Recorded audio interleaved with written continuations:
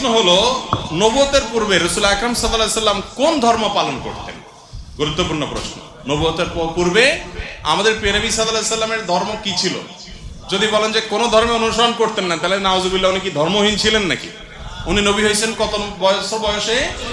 40 বছর বয়সে। তাহলে 40 বছর বয়স মানে তো জীবনের মূল টাইমটা প্রায়। তো এই 40 বছর পর্যন্ত উনি নিজে তো নবী ছিলেন না, উনি নবী হয়েছেন তারপরে। তাহলে 40 বছর পর্যন্ত নবী হওয়ার আগে তার ধর্ম কি ছিল? এর উত্তর হলো যে আম্মা জান আয়েশা রাদিয়াল্লাহু তাআলা আনহা বর্ণিত হাদিস, যেটি বুখারীতে আসছে, মুসলিমে আসছে, তিনি বলেছেন যে কানান নবী সাল্লাল্লাহু আলাইহি সাল্লাম ইয়াখলু বিগার হিরা ইয়াতাহান্নাফ ফি। নবী সাল্লাল্লাহু আলাইহি সাল্লাম নবী হওয়ার আগে হেরা গুহায় গিয়ে ইবাদত বন্দেগী করতেন। ইয়াতাহান্নাফ এর তরজমা ইবনে হাজার আসকালানী রাহিমাহুল্লাহ অনেকে বলেছেন ইয়াতাহান্নাফ, অর্থাৎ ইব্রাহিম আলাইহিস সালামের যে দ্বীন হানিফ ছিল, ওই দ্বীন হানিফের উপরে তিনি অটল থাকতেন, অবিচল থাকতেন। সমাজের বিভিন্ন অপরাধ, এগুলোর যে আপনার কি বলে এটাকে, এগুলোর যে ছোঁয়া, এগুলোর যে আঁচ, এগুলো নবীজি সাল্লাল্লাহু আলাইহি সাল্লামের গায়ে তিনি লাগাতে দিতেন না, বরং তিনি হেরা গুহায় গিয়ে আল্লাহর ইবাদত বন্দেগী করতেন। ইব্রাহিম আলাইহিস সালামের যে মিল্লাত ছিল, মিল্লাত ইব্রাহিমী যেটাকে বলা হয়, এই মিল্লাত ইব্রাহিমের উপরে নবী করিম সাল্লাল্লাহু আলাইহি সাল্লাম ছিলেন। তাহলে তার নবুয়তের আগের যে সময়টা, এই সময়টাতে তার যে দিন ছিল, এটা ছিল দিন ইব্রাহিম। কোন দিন ছিল? তার বাবা পূর্বপুরুষ ইব্রাহিম আলাইহিস সালামের দিন এবং মিল্লাতের উপরে ছিলেন, এবং সেই মিল্লাত, সেই আকীদা এবং সেই ইমানের উপরে থেকে তিনি গারে হেরায় গিয়ে আল্লাহ তাআলার জিকির, আল্লাহর স্মরণ, দোয়া করতেন।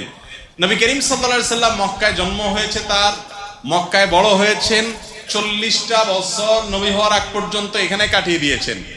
আল্লাহ রাব্বুল আলামিনের নবী হওয়ার একটা প্রমাণ এটাও যে 40 বছর একটা সমাজে একটা অন্যায় এবং শিরকের সমুদ্রের মধ্যে ছিলেন, কিন্তু শিরকের এক ফোঁটা পানি, কাদা, ময়লা, নোংরা কোনো কিছু তার শরীরকে, তার ব্যক্তিত্বকে, তার আমলকে, তার বিশ্বাসকে এক মুহূর্তের জন্য স্পর্শ।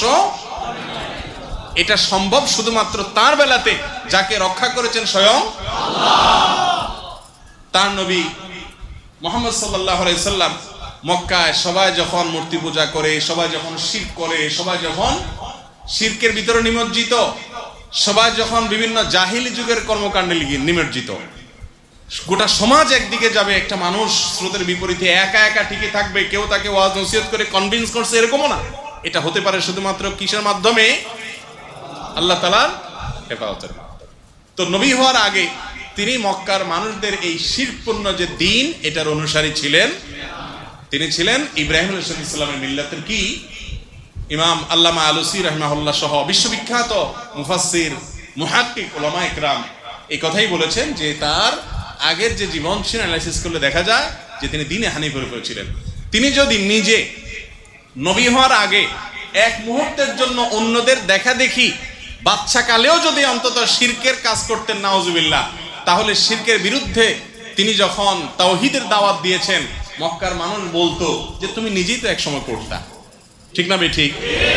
কিন্তু অমুসলিমদের রচিত কোনো নবীজির জীবনী গ্রন্থেও এরকম তথ্য পাবেন না যে মক্কার কোনো মানুষের বুকের পাটায় বল ছিল যে নবীজিকে বলবে যে তুমি নিজেও করেছো। কারণ তিনি শিশুকাল থেকে সবাই শিরকে নিমজ্জিত থাকলেও, বা বেশিরভাগ মানুষ নিমজ্জিত থাকলেও, তিনি কিন্তু আল্লাহর অশেষ অনুগ্রহে সেফ ছিলেন, নিরাপদে ছিলেন।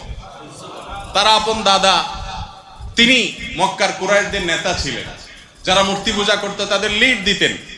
কিন্তু আল্লাহ তাআলা প্রিয় নবী সাল্লাল্লাহু আলাইহি সাল্লামকে হেফাজতে, নিজের আপন চাচা আবু তালেব, তিনি নবী করিম সাল্লাল্লাহু আলাইহি সাল্লামের অনেক প্রিয় ছিলেন। নবীজি সাল্লাল্লাহু আলাইহি সাল্লাম তার স্নেহের ভ্রাতুষ্পুত্র ছিলেন, কিন্তু তারপরও চাচা বা দাদার আদর্শকে, বা চাচার বন্ধুরা, বাবার বন্ধুরা, বা অন্য যারা আছেন, মক্কার মুশরিক যারা ছিলেন, সবাই তো ধরেন উনি যখন ছোট, সবাই তো সিনিয়র মুরব্বী, তাদের ভুল কিছু তিনি গ্রহণ করতেন। এটাই তার একটা বিশেষ আপনার মুজিজা বলতে পারেন, অলৌকিকত্ব বলতে পারেন, যে আল্লাহ তাআলা তাকে হেফাজতে রেখেছেন। আছে না অনেক সময় ভাই, মানুষ এক সময় বড় আলেম হয়ে যায়, বড় ভালো মানুষ হয়ে যায়, কিন্তু তার পেছনের ইতিহাসে দেখা যায় একটু লিকেজ টিকেজ থাকে না? মানুষটা ভালো, কিন্তু এককালে হয়তো এই কাজটা করছে, এই কথাটা বলছে, সে নিজেও এটার জন্য লজ্জিত, এখন কিন্তু বলে ফেলছে, তখন বুঝে নাই। যারা নবী হন, শুধু আমাদের নবী যে না, যারা নবী হন, সমস্ত নবী রাসূলদেরকে আল্লাহ তাআলা এইভাবে শিশুকাল থেকে, মায়ের গর্ভ থেকে, দুনিয়াতে আসার পর থেকে নিয়ে তাদেরকে আল্লাহ তাআলা গোটা সমাজের আগুনের আঁচ থেকে আল্লাহ তাআলা বিশেষভাবে সেভ রেখেছেন। এই জন্যই তারা নবী এবং রাসূল হয়েছেন। আল্লাহ তাআলা তাদের প্রতি রহমতের বারিধারা বর্ষণ করুন।